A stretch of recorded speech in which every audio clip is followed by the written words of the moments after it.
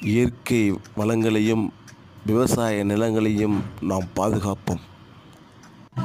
புறாக்கள் மன்னர்கள் காலத்தில் ஒரு தபால்காரனாகவும் ஓலைச்சுவடிகளை அனுப்பி செய்திகளை பரிமாற்றம் பண்ணிக்கொள்ள பயன்படுத்தப்பட்டது.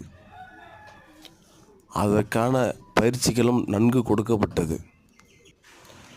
1946 ஒடிசா மாநிலம் காவல்துறை தகவல் கொடுக்க முடியாத இடத்திற்கெல்லாம் புறாக்களை பயன்படுத்தி தகவலை பெற்றுக்கொண்டார்கள்.